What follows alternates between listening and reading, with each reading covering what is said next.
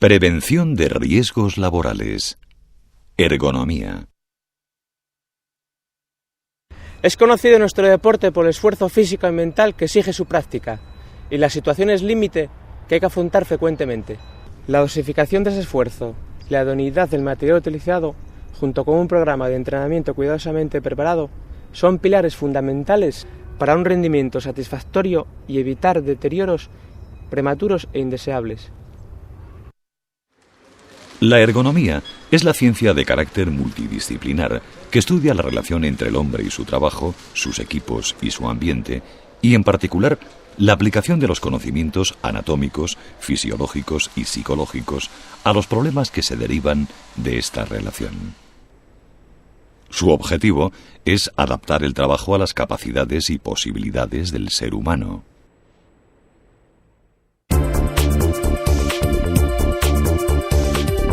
Locales de trabajo.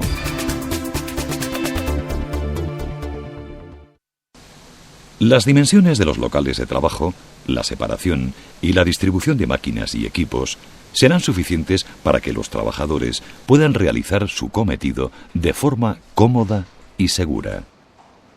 Los suelos de los locales deberán ser estables, no resbaladizos, sin irregularidades ni pendientes pronunciadas. Los pasillos, puertas y accesos tendrán una anchura suficiente para permitir el tránsito de personas y materiales. Las vías de circulación deberán poder utilizarse de manera fácil y segura por los peatones o vehículos que circulen por ellas. Se mantendrán libres de obstáculos y su trazado estará claramente señalizado. Las pendientes de las rampas y sus dimensiones se adecuarán a los posibles transportes, siendo preferibles las que tengan una inclinación entre un 5 y un 8%. Condiciones ambientales. La temperatura y la humedad relativa de los locales de trabajo se adaptará al tipo de tarea.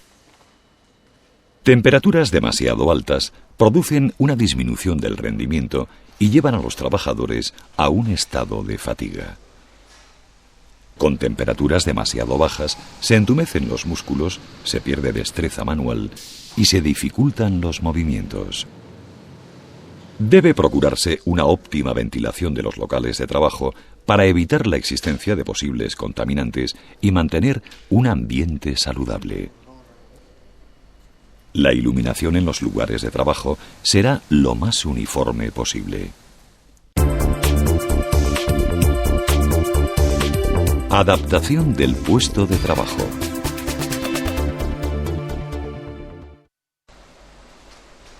El diseño del espacio de trabajo debe tener en cuenta las dimensiones del trabajador, su capacidad y el tipo de actividad, proporcionando una disposición armónica de los medios y equipos. Para trabajos en postura de pie, se recomiendan planos de trabajo regulables que garanticen la adaptación a la altura de los trabajadores en función de la actividad. El plano de trabajo, cuando sea necesario ejercer una fuerza con las manos, estará por debajo del nivel de los codos, situándolo por encima de ellos para trabajos que requieran cierta precisión. Para meter los pies, siempre debe existir un hueco que tenga por lo menos 15 centímetros de ancho y de alto. Para trabajos en posición sentado, el brazo y el antebrazo formarán un ángulo de 90 grados.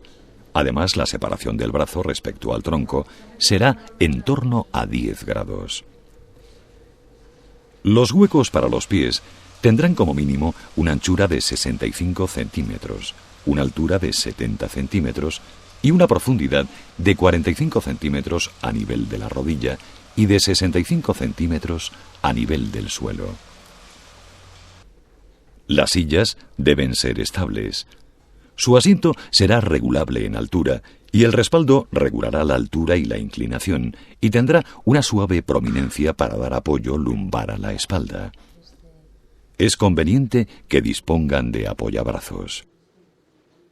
Cuando la altura del asiento no permita descansar los pies en el suelo, es aconsejable disponer de un reposapiés con superficie antideslizante y con inclinación regulable.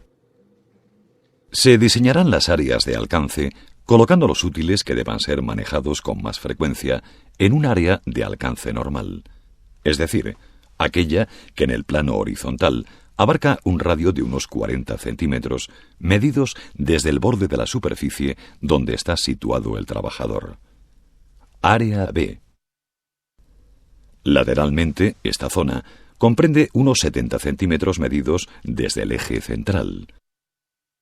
Situada frente al trabajador, próxima a este y dentro del área B, se reservará una zona de unos 20 centímetros de diámetro para colocar los elementos de uso habitual o muy frecuente. Área A. Para actividades realizadas eventualmente o cuando el área B esté muy llena, se reservará la zona contigua, que tendrá tanto en dirección frontal como lateral unos 20 centímetros más de radio. Área C. Se iluminarán adecuadamente los puestos de trabajo, teniendo en cuenta la tarea, la edad del operario y las características del local.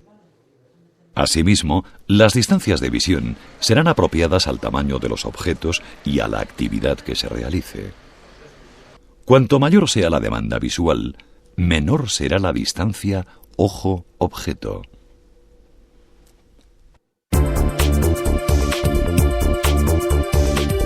Herramientas.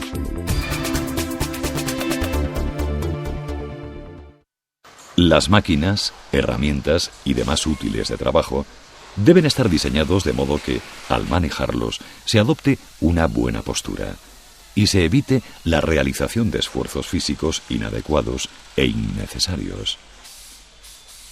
Reunirán los siguientes requisitos. No provocarán sobrecargas en los miembros superiores.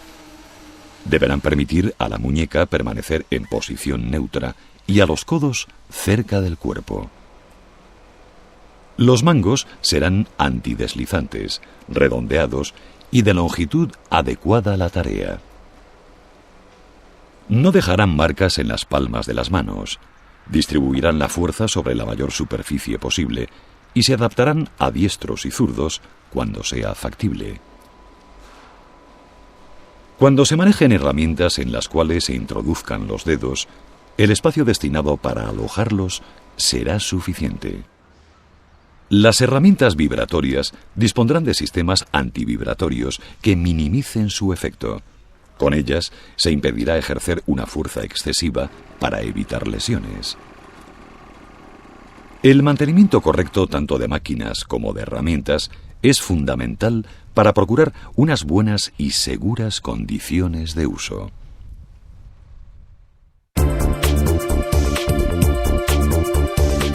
Manipulación de cargas.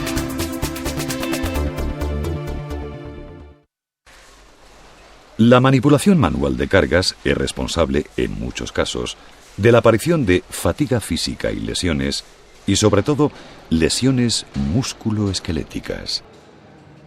Las zonas más afectadas suelen ser los miembros superiores y la espalda, en especial en la zona dorsolumbar. Se deben evaluar estos puestos de trabajo, y en aquellos que exista un riesgo no tolerable, el empresario deberá tomar medidas para reducir los riesgos a un nivel tolerable. El peso de la carga es uno de los principales factores a la hora de evaluar el riesgo, considerándose cargas los objetos que pesen más de 3 kilos. El peso máximo de la carga en condiciones óptimas no debe sobrepasar los 25 kilos. Las dimensiones de la carga deben tenerse en cuenta en su diseño. Es conveniente que la anchura no supere a la de los hombros, que por término medio es de unos 60 centímetros. La profundidad será inferior a 50 centímetros y la altura no superará los 60 centímetros y además no impedirá la visibilidad. La superficie de la carga no tendrá elementos peligrosos que generen riesgos de lesiones. Deberá tener buenos agarres como asas o hendiduras que permitan mantener una posición neutra de la muñeca. Es conveniente señalizar el centro de gravedad de la carga. Se evitará manejar cargas subiendo cuestas y escalones, aplicándolo a su vez en la utilización de escaleras de mano. Desde el punto de vista preventivo, la distancia de transporte no debería ser superior a 1 metro. Hasta 10 metros de distancia, los límites de carga acumulada diariamente, en turno de 8 horas, no deben superar los 10.000 kilos. Para distancias superiores, los kilos máximos transportados por día no excederán de 6.000. El desplazamiento vertical ideal de una carga no debe superar los 25 centímetros, pero pueden aceptarse los desplazamientos comprendidos entre la altura de los hombros y la altura de media pierna. Se evitarán las tareas de manipulación de cargas de larga duración, es decir, aquellas con periodos de levantamientos ininterrumpidos de más de 2 horas. Cuando se empuje o se traccione una carga con las manos, la fuerza no deberá ejercerse a una altura inferior a la de los nudillos, ni superior al nivel de los hombros, ya que fuera de estos rangos, el punto de aplicación de las fuerzas será excesivamente bajo o alto. Desde el punto de vista ergonómico, son preferibles los empujes a las tracciones. Además, se debe planificar el levantamiento, observando la carga, teniendo previsto el trayecto, e incluso habrá que solicitar ayuda si el peso parece excesivo. Separar los pies para el levantamiento con una distancia equivalente a la anchura de los hombros para proporcionar una postura estable y equilibrada. Doblar las piernas manteniendo en todo momento la espalda recta. Sujetar firmemente la carga empleando ambas manos y mantenerla pegada al cuerpo. Levantar suavemente la carga, procurando no efectuar giros del tronco, pues es preferible mover los pies para colocarse en la posición adecuada. Depositar la carga y después ajustarla si es necesario. Usar siempre que sea posible ayudas mecánicas tales como grúas, polipastos, carretillas mecánicas, máquinas basculantes, etc. Levantar o manipular pesos entre 2 personas o más si este es excesivo. La organización de las tareas de almacenamiento debe ser de forma que los elementos más pesados se depositen a la altura más favorable, dejando las zonas superiores e inferiores para los objetos menos pesados.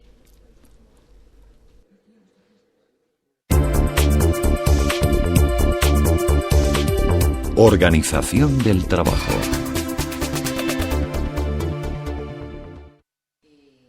La organización del trabajo es un valor estratégico y de imagen de una empresa. Una buena organización del trabajo tendrá en cuenta las capacidades de los trabajadores, creando unas condiciones de trabajo óptimas.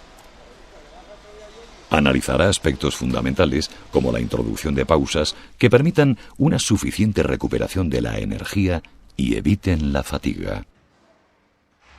Teniendo en cuenta el tiempo de exposición, se estudiará la posibilidad de rotar las tareas en aquellos puestos en los que exista una alta repetitividad de movimientos o de manipulación de cargas para no sobrecargar los mismos grupos musculares de los trabajadores. Con el enriquecimiento de tareas, que consiste en la introducción de variedad y contenido a las actividades que se realizan, se consigue dotar al trabajo de un mayor significado y autonomía en su planificación. Algunos modelos de organización establecen grupos de trabajo semiautónomos formados por un grupo reducido de trabajadores con un objetivo de producción común del que son responsables de forma conjunta. Para adaptar los ritmos y las cargas de trabajo a las capacidades de los trabajadores, es preciso diseñar las plantillas y su distribución, teniendo en cuenta las situaciones previsibles en las que puede haber mayor demanda de producción o disminución de personal. La organización contemplará la posible mejora del trabajo a turnos, respetando los ritmos biológicos de vigilia, sueño y alimentación. La información y formación del trabajador es fundamental para la prevención de riesgos laborales. En este sentido, el trabajador tiene derecho a conocer los riesgos derivados de la actividad que desarrolla, tanto los generales como los específicos de su puesto, así como las medidas para prevenirlos. Por ello, para evitar las lesiones musculoesqueléticas, el trabajador debe ser adiestrado y recibir formación teórica y práctica que incluya el análisis de su trabajo, la identificación de las posturas incorrectas y su modificación mediante métodos apropiados.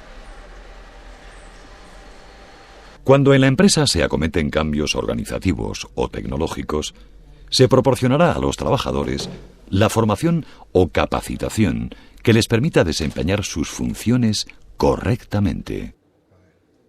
La vigilancia de la salud es un pilar básico para prevenir daños en los trabajadores. Deberá ser específica, es decir, adaptada a los riesgos del puesto de trabajo, periódica y con el consentimiento informado del trabajador. Debe tener en cuenta situaciones de especial relevancia, tales como la existencia de mujeres embarazadas o en periodo de lactancia, la presencia de trabajadores menores de 18 años y los trabajadores especialmente sensibles. Está claro, la bicicleta ha de diseñarse teniendo en cuenta las características de cada individuo y la modalidad deportiva para la que se emplee. El ciclista ha de adoptar las posturas que le permitan un máximo aprovechamiento de sus posibilidades con un mínimo desgaste. Los ciclistas se relevan alternando momentos de máximo esfuerzo con otros de relativo descanso. Esto es ergonomía.